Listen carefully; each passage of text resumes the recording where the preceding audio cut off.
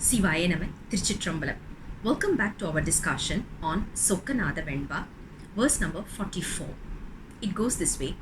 Pathimetha sitham padiyavillai, attama sitti avaverukka cheyyavillai, muttiyulam koodavillai, ennalum koodalile maari nadam aadavalla Sokkanatha.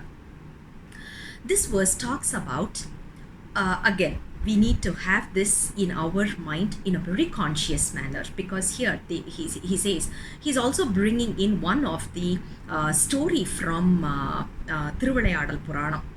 In that, it seems there was one king who had, because in Indian culture we call it as 64 different types of qualifications that a person can possibly acquire, or it is called as 64 types of art.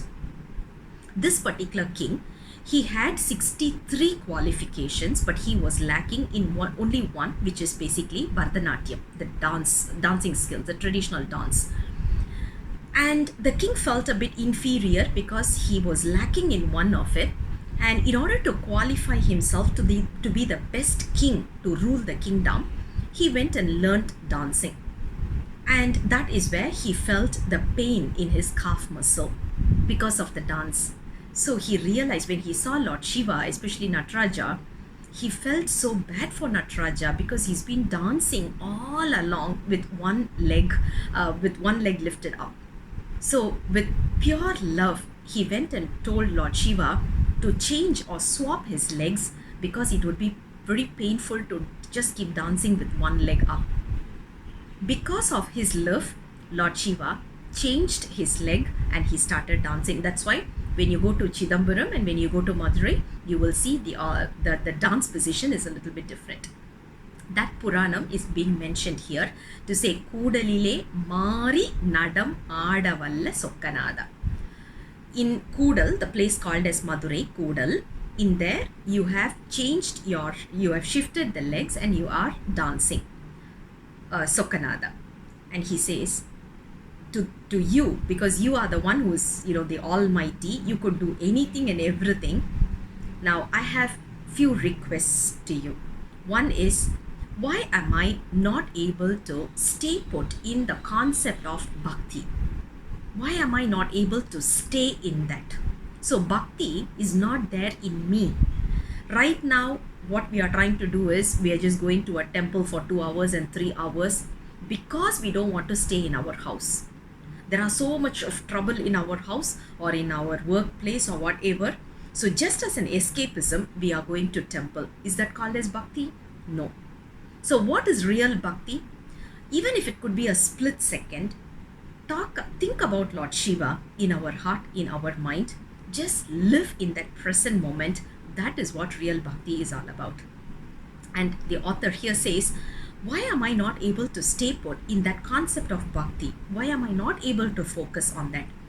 And my desires, they call it as attama siddhi, which is 8 types of siddhis. Why am I getting attracted so much towards the siddhis? Basically, if you look at the concept of the 8 siddhis, they will say, you have to grow as huge as possible, then lighten yourself, become more heavy. Those are the ones that we talk about, but we are not going to take the literal meaning over here. We need to interpret it. All the desires that we have as of today, what do we want as when we want to get more heavy or weighted or, bloat up, we need to bloat up our cash balance. That is something we all long for. What we have to grow tall in. We are not talking about our physical growth, but we are talking about our social growth. When I go out, someone should recognize me, everyone should know me. The hunger for power, the hunger for ego, the hunger for, just making sure that we stand out of the crowd, that is so immense. Now, can we control this? We are not able to do it. That is what he says. Attama siddhi ava verukkavillai. I'm not able to get rid of these desires. I should get rid of these desires because whatever I'm talking about now is all going to feed my ego. my power struggle, whatever we are going through right now, it is going to only feed my ego. It is not going to bring me anywhere. Is it going to really uplift my spiritual growth? No, it is not. And we are visibly seeing that it has never done that.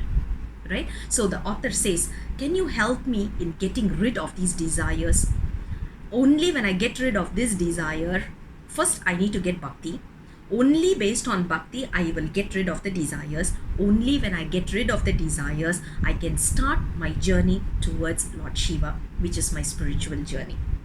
That is where I will even think about the concept of realization, self-realization. I will even think about my spiritual maturity. Until then, I will not even know about this. That is why we need to also pray to Lord Shiva, saying that, can you give us this maturity? Can you just make sure that I'm spending my life in a more bhakti, fulfilled with bhakti, and make sure that I'm getting rid of the desires which is unnecessarily going to feed my ego rather than my spiritual growth. This is a beautiful prayer, verse number 44. I'll come back again with the next verse very soon. Until then, Sivaya Nama, Tiruchitrambalam.